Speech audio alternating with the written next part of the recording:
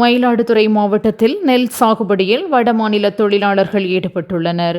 சமீப காலமாக விவசாய பணிகளுக்கு ஆட்கள் கிடைக்காமல் விவசாயிகள் கவலை அடைந்து வருகின்றனர். இந்நிலையில் வடமாநிலத்தில் இருந்து கான்ட்ராக்ட் அடிப்படையில் வரவழைக்கப்படும் ஊழியர்கள் நாற்று நடும் பணியில் ஈடுபட்டுள்ளனர். தினக்கூலி அடிப்படையில் இல்லாமல் ஏக்கர் கணக்கில் இவர்களுக்கு கூலி வழங்கப்படுகிறது. குமரி மாவட்டத்தில் காலாண்டு தேர்வு முடிவை தொடர்ந்து பள்ளிகளுக்கு விடுமுறை அளிக்கப்பட்ட நிலையில் விடுமுறை முடிந்து இன்று மீண்டும் பள்ளிகள் திறக்கப்பட்டன. நாகர்கோவில் நகரில் பல்வேறு பள்ளிகளுக்கு மாணவ மாணவிகள் இன்று ஆர்வத்துடன் வந்தனர். ஏராளமான பெற்றோர் அவர்களது குழந்தைகளை பள்ளிக்கு கொண்டு விட்டு சென்றனர். இதனால் பேருந்துகளிலும் சாலைகளிலும் மாணவ மாணவிகள் கூட்டம் அதிகமாக இருந்தது. நவராத்திரி பண்டிகையை முன்னிட்டு மக்களுக்கு பிரதமர் மோடி வாழ்த்து தெரிவித்துள்ளார். அவர் தனது எக்ஸ் பதிவில் சக்தி வழிபாட்டுக்காக அர்ப்பணிக்கப்பட்ட இப்புனிதமான திருவிழா அனைவருக்கும் மங்களகரமானதாக இருக்க வேண்டும். அன்னை துர்காவின் கருணை எப்போதும் நம்மீது இருக்கட்டும் என குறிப்பிட்டுள்ளார். அத்துடன் நவராத்திரி விழாவில் மக்கள் பாடும் கர்பா ஒன்றையும் எழுதி வெளியிட்டுள்ளார். கூட்ட நெரிசலால் யாரும் உயிரிழக்கவில்லை என அமைச்சர் மா. சுப்பிரமணியன் தெரிவித்துள்ளார். சென்னை மெரினா கடற்கரையில் விமான சாகச நிகழ்ச்சியை காண சென்ற 5 பேர் உயிரிழந்தது தொடர்பாக விளக்கம் அளித்த அவர், போதுமான அளவுக்கு குடிநீர் வசதி செய்யப்பட்டிருந்ததாக கூறினார். மேலும் வெயில் காரணமாக குடை தண்ணீர் எடுத்து வருமாறு ஏற்கனவே பொதுமக்களுக்கு அறிவுறுத்தல் வழங்கப்பட்டதாகவும் அவர் தெரிவித்தார். மெரினாவில் விமான சாகச நிகழ்ச்சியை பார்க்க சென்ற 5 பேர் உயிரிழந்த சம்பவத்தை குறிப்பிட்டு எதிர்க்கட்சிகள் கடுமையாக விமர்சித்து வருகின்றன. இது திமுகவிற்கு நெருக்கடியாக மாறியுள்ளது. இது குறித்து அமைச்சர் மா. சுப்பிரமணியம் பேசுகையில், 5 பேர் உயிரிழந்தது வருத்தம் அளிக்கிறது. இவ்விவகாரத்தில் யாரும் அரசியல் செய்யக்கூடாது. அரசியல் செய்ய நினைத்தால் ஃபெயிலியர் ஆகிவிடுவார்கள் என்று தெரிவித்துள்ளார். சென்னை பட்டினப்பாக்கம் லூப் சாலையில் உள்ள மீன் கடைகளை மாநகராட்சி அதிகாரிகள் அகற்றியுள்ளனர். இந்த பகுதியில் மீன் கடைகள் பல ஆண்டுகளாக இயங்கி வரும் நிலையில் இதன் காரணமாக போக்குவரத்து நெரிசல் ஏற்படுவதாகவும் இட ஆக்கிரமிப்பு நடப்பதாகவும் புகார் எழுந்தது. இதன் காரணமாக அங்கு அண்மையில் மீன் அங்காடி திறக்கப்பட்டது. தொடர்ந்து மீன் கடைகள் அகற்றப்பட்டதால் வியாபாரிகள் கதறி எழுந்தனர்.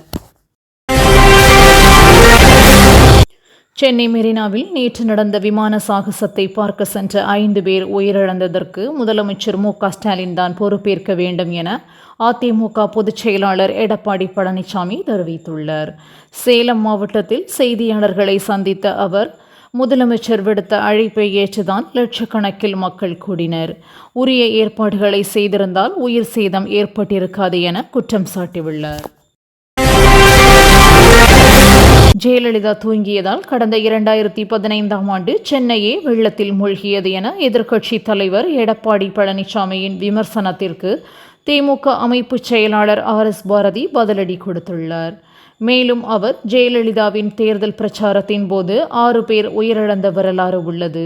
அதனால் உயிரிழப்பில் அரசியல் செய்யாதீர். கும்பகோணம் மகாமக நிகழ்வில் 100க்கும் மேற்பட்டோர் பலியானார்களே என்று கேள்வி எழுப்பியுள்ளார். குமரி மாவட்டத்தில் விட்டு மழை பெய்து வரும் நிலையில் கடலோரப் பகுதிகளில் சூறைக்காற்றும் வீசி வருகிறது. இதனால் இன்று குமரி மாவட்ட கடலோரப் பகுதிகளில் 45 கிலோமீட்டர் வேகத்தில் காற்று வீசும் என்று வானிலை ஆய்வு மையம் எச்சரித்துள்ளது.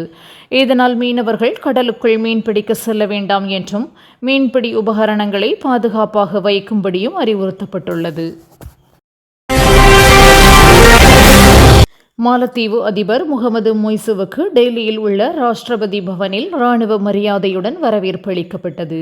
4 நாள் பயணமாக இந்தியா வந்துள்ள அவர் இந்திய ஜனாதிபதி திரௌபதி முர்மு, பிரதமர் மோடியை சந்தித்து பேசவுள்ளார்.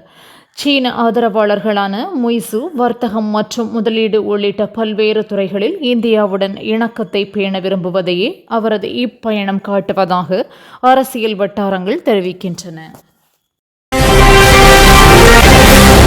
மெரினாவில் நேற்று நடந்த விமானப்படை சாகச நிகழ்ச்சியில் ஏற்பட்ட கூட்ட நெரிசலில் சிக்கி 5 பேர் உயிரிழந்த நிலையில் அவர்களின் குடும்பத்தினருக்கு தலா ரூபாய் 5 லட்சம் வழங்கப்படும் என முதல்வர் ஸ்டாலின் அறிவித்துள்ளார். எதிர்பார்த்ததை விட அதிக கூட்டம் வந்ததால் இந்த பிரச்சினை நேரிட்டதாகவும், அடுத்த முறை இதுபோன்ற நிகழ்ச்சிகளில் கூடுதல் கவனம் செலுத்தப்படும் எனவும் முதல்வர் உறுதியளித்துள்ளார். விமானப்படையின் சாகச நிகழ்ச்சியின் போது உயிரிழந்த குடும்பத்தினருக்கு தமிழக வெற்றிக் கழகத்தின் தலைவர் விஜய் இரங்கல் தெரிவித்துள்ளார்.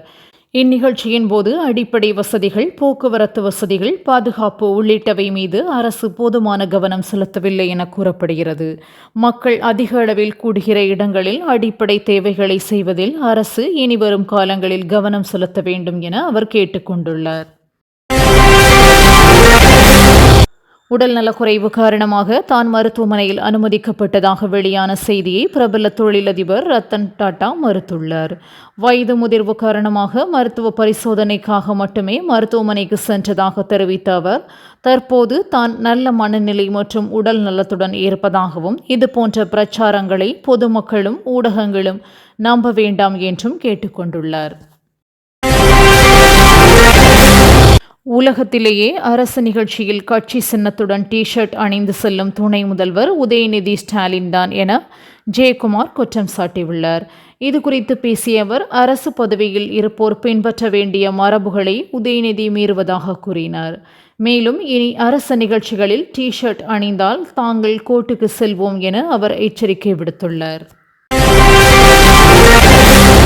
சமாளிக்க முடியாத கூட்டங்களை இனி தவிர்க்க வேண்டுமென கனிமொழி வேண்டுகோள் விடுத்துள்ளார்.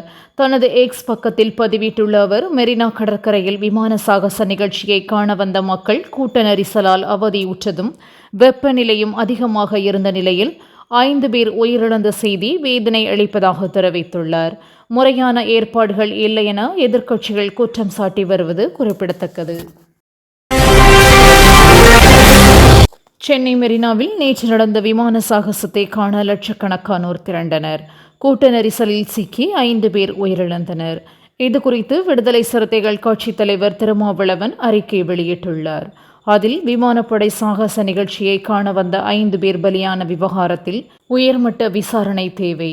நிகழ்ச்சி ஏற்பாட்டில் குறைபாடுகள் ஏதும் இருந்ததா என விசாரித்து காரணமானவர்கள் மீது நடவடிக்கை எடுக்கப்பட வேண்டும் என வலியுறுத்தியுள்ளார்.